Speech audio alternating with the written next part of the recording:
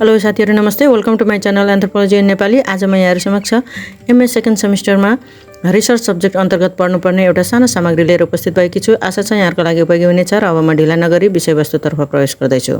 Topic यस्तो रहेको छ, थ्योरी रिसर्च। विभिन्न स्टेटमेन्टहरूलाई सिक्वेन्शियली, आर्गुमेन्टली जेनरलाइज गर्नेलाई थ्योरी भनिन्छ। थ्योरी भनेको स्टेटमेन्ट हो।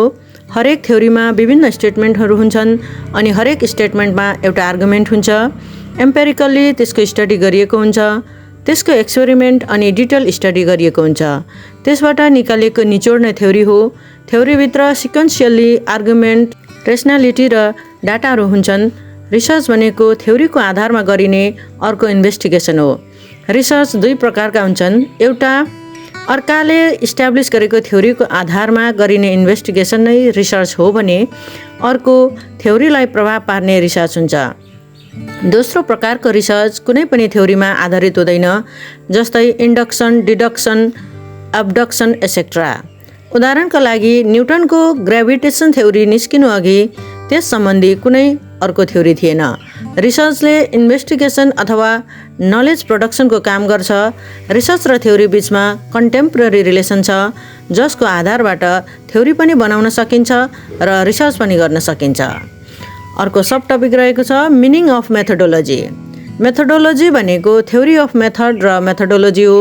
यो रिसर्च गर्ने पद्धति हो। यस अन्तर्गत तीनवटा कुराहरू पर्छन्। नम्बर 1, कुन रिसर्च डिजाइन प्रयोग गर्ने भन्ने कुरा। नम्बर 2, कुन वर्ल्ड भ्यू प्रयोग गर्ने भन्ने कुरा। र नम्बर 3, डाटा कलेक्सन गर्ने विधि अर्थात् the means of data collection. Research design 3 प्रकारका हुन्छन्। ती हुन् एक्सप्लोरेटिभ, डिस्क्रिप्टिभ र एक्सपेरिमेन्टल। यदि रिसर्च क्वालिटेटिभ हो, नयाँ खालको रिसर्च हो जसको न्युमेरिकल डाटाहरू भन्दा नन न्युमेरिकल डाटाहरू बढी छ भने जेनरली एक्सप्लोरेटिभ रिसर्च डिजाइन प्रयोग गरिन्छ।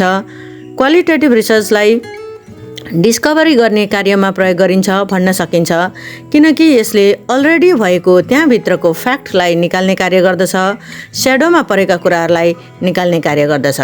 डिस्क्रिप्टिभ रिसर्च स्ट्याटिस्टिकल मेजरमेन्ट लगाएर कुनै रिसर्च गरिन्छ भने त्यो डिस्क्रिप्टिभ रिसर्च हो। यसको प्रयोग क्वान्टिटेटिभ रिसर्चमा गरिन्छ। यसमा मिन, मेडियन, मोड, स्ट्यान्डर्ड डेभिएसन, क्याल्कुलेसन, रिग्रेसन लगायत स्ट्याटिस्टिकल डाटा एनालाइसिसहरू जस्तै एनोभा, जी टेस्ट, एफ टेस्ट जस्ता टेस्टहरूको प्रयोग गरिन्छ। एक्सपेरिमेन्टल रिसर्च यो सोसल साइन्समा अलिक कम प्रयोग हुन्छ भने साइकोलोजीमा बढी प्रयोग हुन्छ। विशेष गरी क्रिटिकल साइकोलोजीमा प्रयोग गरिन्छ, तर प्योर एक्सपेरिमेन्टल होइन, सेमी एक्सपेरिमेन्टल प्रयोग गरिन्छ। जस्तै डिप्रेसन भएको मानिसको फेसको एक्सप्रेसन सम्बन्धी सेमी रिसर्च गरिन्छ। अर्को सब टपिक रहेको छ paradigm or world views. Research design, data collection techniques र वर्ल्ड भ्यूजको एउटा इन्टिग्रेटेड अथवा टोटालिटी फर्मलाई मेथोडोलोजी भनिन्छ। रिसर्च मेथड भनेको चाहिँ questionnaire, interview, survey, PRA, RRA etcetera हुन्। डाटा कलेक्सन मेथड अन्तर्गत इन्टरभ्यू, टेक्निक, क्वेश्चनरहरू पर्छन्। क्वान्टिटेटिभ रिसर्चमा क्वेश्चनर टेक्निकमा जेनरली यस नो टाइपको क्वेसन्सहरू अर्थात् क्लोज इन्डेड टाइप क्वेसन्सको प्रयोग हुन्छ। यसलाई सेमी स्ट्रक्चर अथवा अनस्ट्रक्चर क्वेश्चनर पनि भनिन्छ।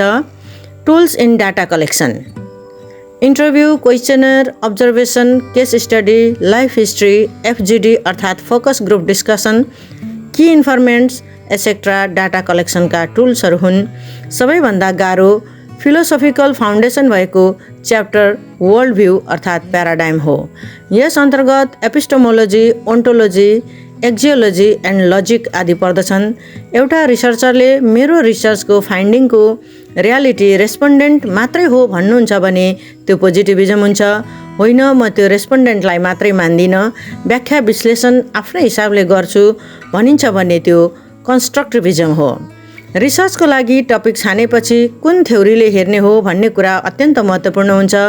त्यही थ्योरी नै वर्ल्ड भ्यूज हो।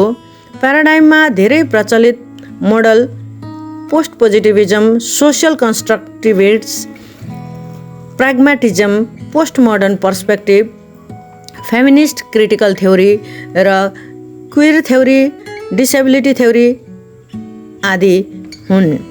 फाइन्डिङ सिङ्गुलर रियालिटी र मल्टिपल रियालिटी गरी दुई प्रकारका हुन्छन्। ओन्टोलोजी भनेको nature of the knowledge or reality हो। एपिस्टेमोलोजी भनेको थ्योरी अफ नलेज हो। एक्जियोलोजी भनेको थ्योरी अफ भ्यालु हो। लजिक भनेको थ्योरी अफ रिजनिङ हो। पोस्ट पोजिटिभिजम एप्रोच युज गरिएको अवस्थामा त्यो रिसर्च क्वान्टिटेटिभ हुन्छ। मल्टिपल रियालिटीको कुरा गरियो भने र ह्युमन कन्स्ट्रक्टिभ एप्रोच हो भने त्यो क्वालिटेटिभ रिसर्च हुन्छ।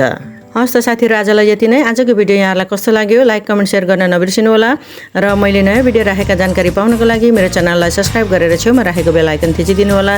यहाँहरूको समय शुभ रहोस्। धन्यवाद।